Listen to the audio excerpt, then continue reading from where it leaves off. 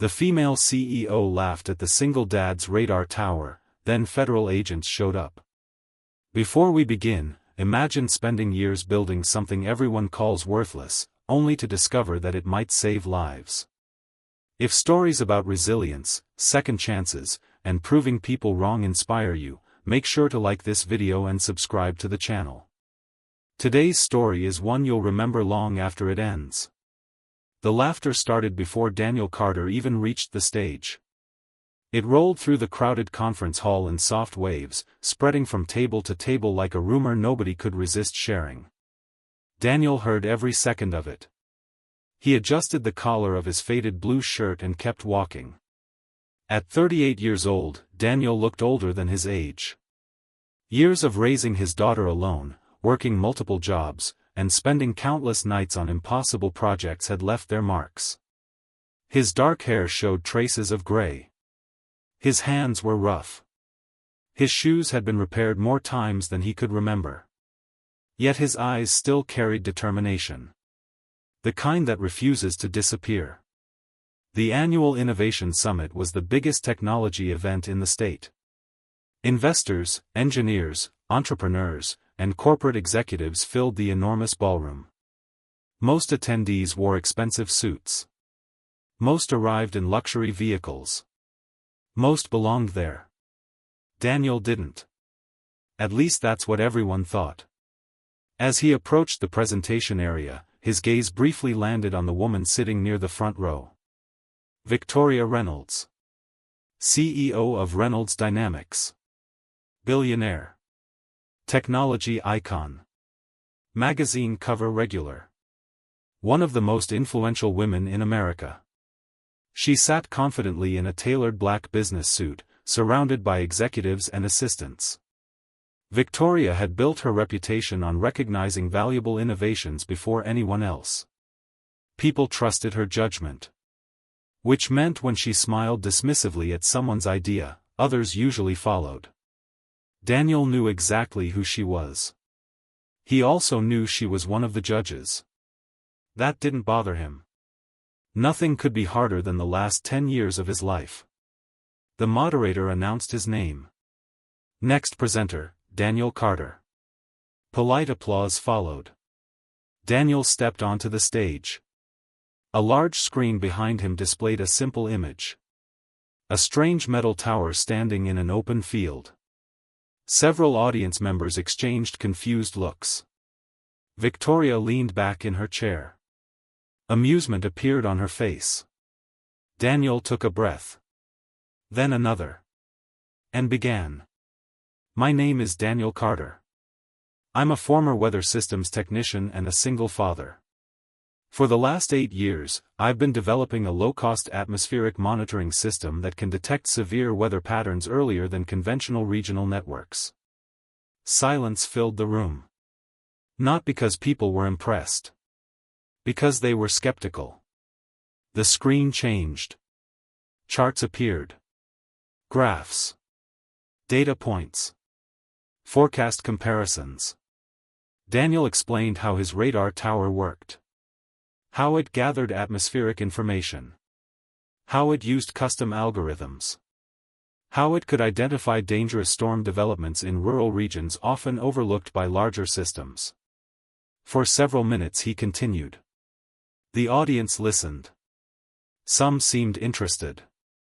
Others looked bored. Then came the moment everything changed. Victoria Reynolds raised her hand. The moderator nodded. Victoria smiled politely. But there was something sharp behind the smile. Mr. Carter, she said, are you seriously suggesting that a homemade tower built in a farm field can outperform systems developed by billion-dollar organizations? A few people chuckled. Daniel remained calm. It isn't homemade. More laughter. Victoria tilted her head. Your presentation photos literally show it standing behind a barn. The crowd laughed louder. Daniel waited patiently. That's because I couldn't afford commercial property. More laughter. Victoria shook her head. I appreciate passion. I truly do. But innovation requires resources. Testing. Infrastructure. Teams. Expertise. She gestured toward the image. That looks less like advanced technology and more like a science fair project. The room erupted. Daniel heard dozens of people laughing. Investors. Entrepreneurs. Journalists. Even some judges. For a brief moment, the humiliation felt overwhelming. Then he thought about Emily. His daughter. Everything changed. Daniel looked directly at Victoria. Maybe.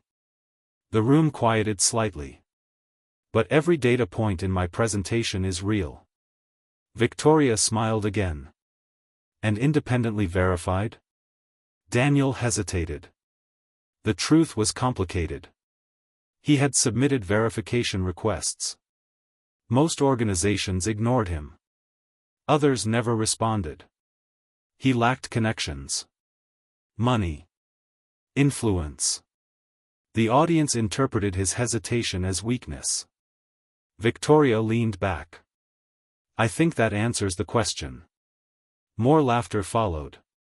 The moderator thanked Daniel and moved on to the next presenter. His session ended. Just like that. Years of effort dismissed in less than 15 minutes. Daniel gathered his materials. Nobody approached him afterward. Nobody asked questions. Nobody requested meetings. Investors rushed toward more fashionable startups. More marketable ideas. Daniel quietly left the ballroom. Outside, cold wind swept across the parking area. The afternoon sky looked gray. Threatening rain. His aging pickup truck sat alone near the far edge of the lot. He climbed inside and closed the door. For several moments, he simply stared through the windshield. The silence felt heavy. Then his phone rang. The screen displayed a familiar name. Emily. A smile appeared instantly. Hey, kiddo. Dad. Her cheerful voice brightened everything. How did it go? Daniel glanced down. He could have lied. Could have pretended everything went perfectly. Instead, he chose honesty. Not great. Oh. A pause followed. Then Emily spoke again. Did they laugh? Daniel sighed. Yeah. Another pause. Then his 14-year-old daughter said something he'd never forget. They laughed at the Wright brothers too. Daniel blinked. What? The airplane people, Emily explained. Everyone thought they were crazy. Daniel laughed despite himself. That's true. So what are you going to do now? He looked out the window. Dark clouds gathered in the distance. The same clouds his system had identified nearly 6 hours earlier. The same storm pattern national forecasts barely mentioned. Daniel started the engine. I'm going home. And after that? He smiled. Back to work. Emily sounded pleased. Good. After ending the call, Daniel drove toward the small rural town he called home. The road stretched across open farmland. Winter fields. Quiet houses. Endless sky. As the miles passed, memories surfaced. His wife, Sarah. The hospital room. The diagnosis nobody expected. The funeral. The impossible years afterward. Daniel had once worked for a respected meteorological contractor. Life had been stable. Predictable. Then everything changed. Medical bills destroyed their savings. After Sarah's death, Daniel left his position to care for Emily. One temporary job followed another. Money disappeared. Opportunities vanished. But through everything, one dream remained alive. The radar system. At first it had been an idea. Then a hobby. Eventually an obsession. Because Daniel had noticed something troubling. Small communities often received weather warnings too late. Not because experts were careless. Because coverage gaps existed. Technology limitations existed. Distance existed. People suffered because information arrived minutes too late. Daniel wanted to change that. Most people considered the goal impossible. He never stopped trying. By sunset he reached home. Their modest farmhouse stood on several acres outside town. And there it was. The tower. Rising above the field. Nearly 60 feet tall. Metal framework. Sensors. Receivers. Antennas. Years of effort assembled piece by piece. Emily waited on the porch. She ran toward the truck as soon as he parked. Despite being 14, she still hugged him the way she had when she was 6. Daniel welcomed it. "You okay?" she asked. "Yeah. You don't look okay." He laughed. "I'm working on it." Together they walked toward the tower. The structure stood against the darkening sky. Most people saw scrap metal. Daniel saw possibility. Emily looked upward. One day they'll understand. Daniel smiled. Maybe. No. She shook her head confidently. They will. Far away, thunder echoed across the horizon. Daniel frowned. The storm was arriving earlier than expected. He checked his phone. No alerts. No warnings. Nothing. Yet his own data suggested intensification. A lot of intensification. His stomach tightened.